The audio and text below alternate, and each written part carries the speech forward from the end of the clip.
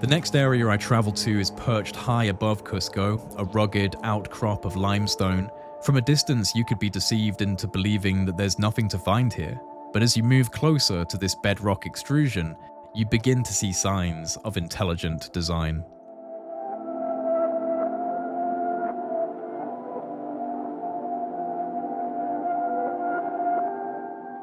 A few hundred meters away, we see this striking example of precision work from the ancient past. Time has weathered the rocks, but the unmistakable signature of these master builders is still present. The ancient remains of what looks like pillar foundations. Was there once more to this? A structure that has since been destroyed by the ravages of time and civilizational looting. The Inca, for example, repurposed many of these sites using the megalithic blocks for their own construction. But these carved bedrock sites are far older than the Bronze Age Inca.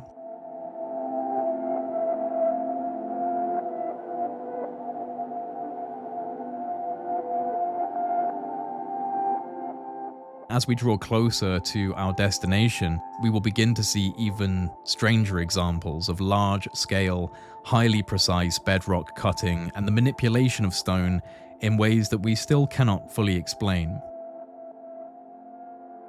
As we move closer to the main outcrop of limestone in this area, we begin to see more signs of ancient work. Niches and steps cut into the stone, slowly eroding back into the bedrock, but still visible once you get close enough. And as we make our way around the site, we come across a remarkable piece of evidence for a level of stonework that once again calls into question the toolkit that was used to excavate it.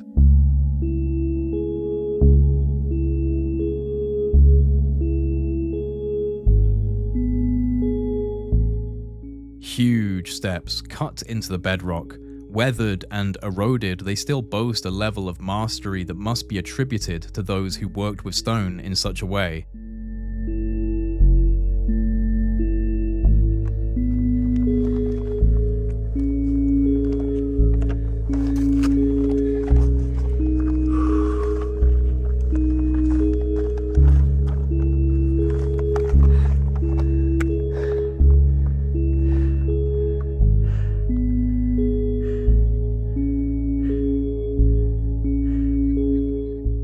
On one side of these giant steps, we see extreme levels of erosion, very similar in style to what we see in Egypt on the famous melted stairs, which some have attributed to the accidental spilling of an acidic solution due to the fluid-like pattern of erosion on display.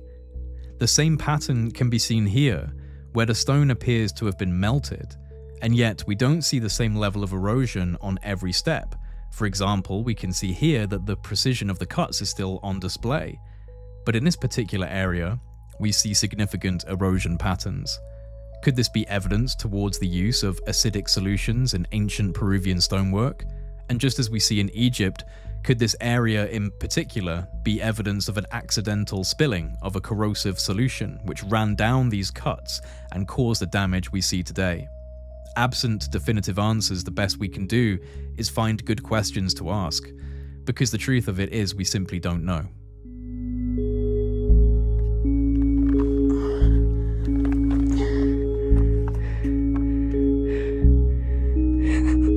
This is crazy.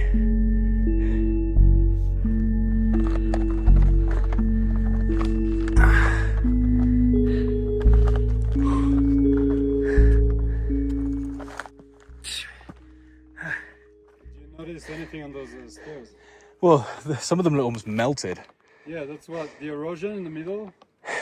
You know, it doesn't really make sense to carve steps on eroded stone. Right? It's like the erosion came Afterwards, yeah. So if that's the case, how long does it take to erode like this?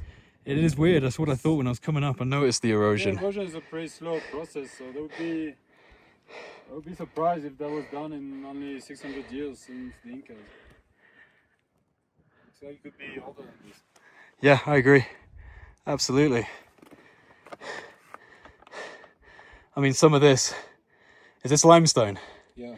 Yeah, some of this looks on par with some of the really ancient temples on the Giza Plateau, the Old Kingdom stuff, where you've got these huge blocks, and the erosion is incredible. And it's actually very similar to some of the erosion here. Very strong.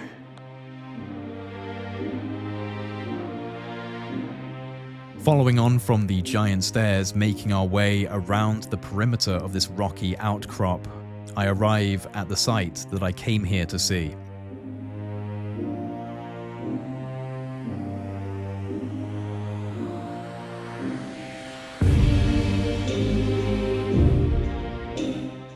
Two subterranean temples carved directly into the bedrock, no longer accessible to the general public. We were able to gain permission to access them and provide you with the only high-quality videos that exist online of what these mysterious temples look like inside. I'm talking about the Temple of the Moon and the Temple of the Snake.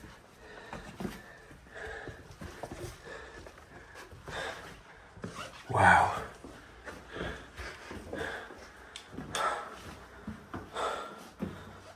This whole place has been carved.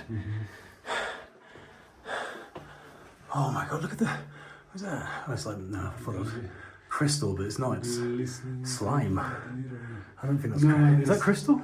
Is that pyrite crystals? Yeah. I'm sure. Wow. This is like the very reminiscent of Malta. All the subterranean carved out chambers. Oh my gosh. This is incredible. This is absolutely incredible. And this is deep inside the rock. And it keeps going? Oh, it's been blocked off. Yeah, okay, no. Too narrow. So they call this a sacrificial table here. Wow. I mean, do you think it really was? I don't know if it was just a sacrificial table. Look at this.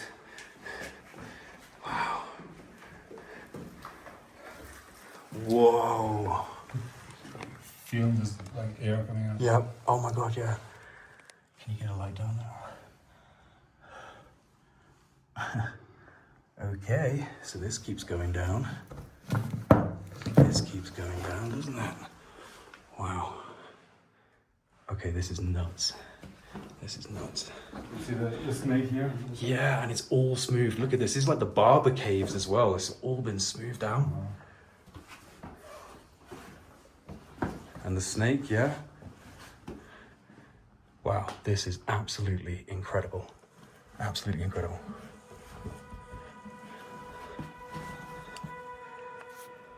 Mainstream archaeologists attribute these bedrock works to the Bronze Age Inca, with basic chisels of copper and bronze and hammerstones, but what we observe within these chambers are smoothed surfaces, precision carved chambers and alcoves that suggest a far more sophisticated toolkit. They are also incredibly aged.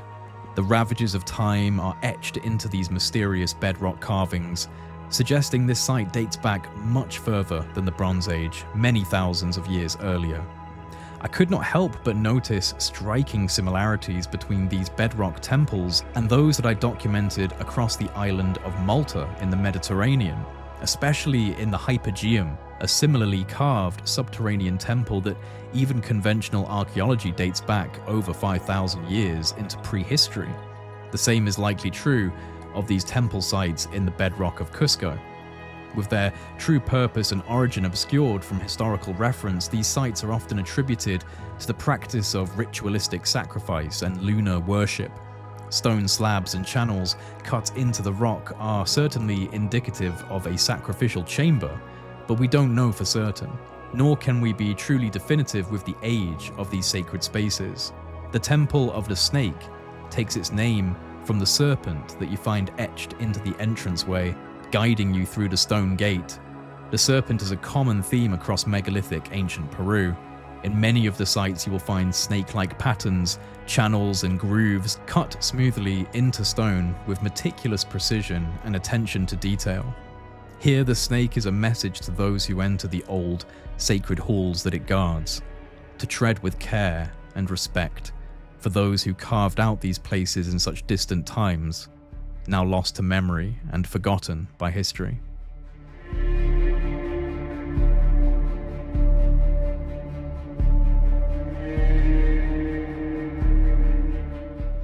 the Temple of the Moon, the internal chambers of which are also not accessible to the general public. As we approach the entrance, you begin to notice how the bedrock forms into more deliberate work. We see the telltale signs of ancient stone mastery: perfectly dressed bedrock walls, large niches and trapezoid cuts into the stone, leading us towards a void in the rock, an entrance into another ancient, sacred space.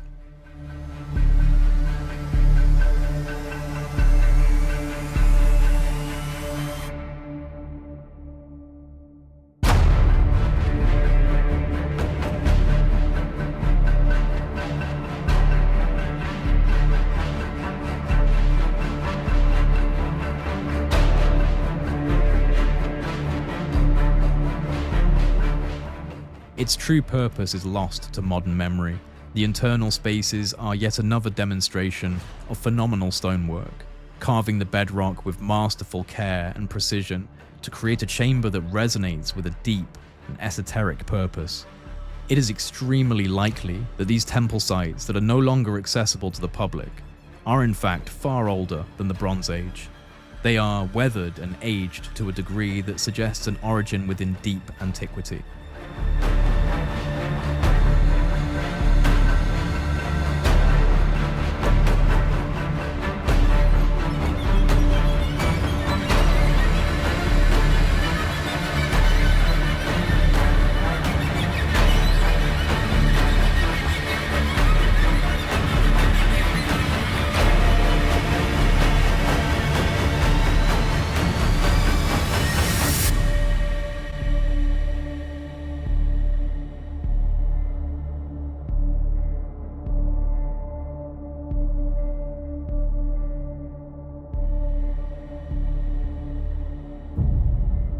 It amazes me that such places can be hidden within the stone of the earth, like many other areas I've explored, whether it be the subterranean chambers of the Hypogeum in Malta or the winding passageways of the Serapeum in Egypt. We see a pattern of subterranean infrastructure. We see a pattern of precision stonework that goes beyond the means of the simple toolkit we assign to the Neolithic and Bronze Age periods. And in all of these places we see significant degradation, erosion, and destruction that would call any critically thinking mind to re-examine the chronology and realize that the evidence is far more suggestive of a lost period of human history, a time before our own, civilizations before our own, and the eventual destruction of these people. The skeletal remains of their most impressive works in stone acting as the last surviving reminder of their presence on this earth.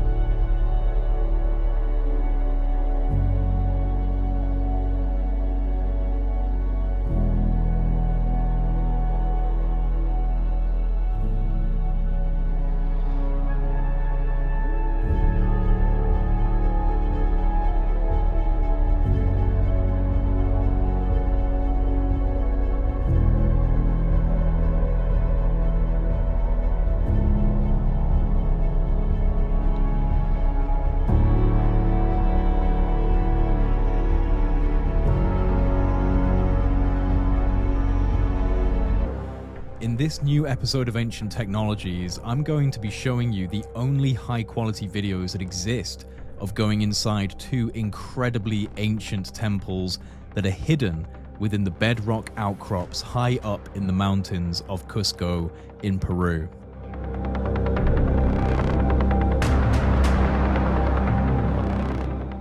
I also take you through several of the most anomalous sites in ancient Cusco, precision cutting techniques into solid bedrock that contradict the Bronze Age toolkit that we assign to their creation.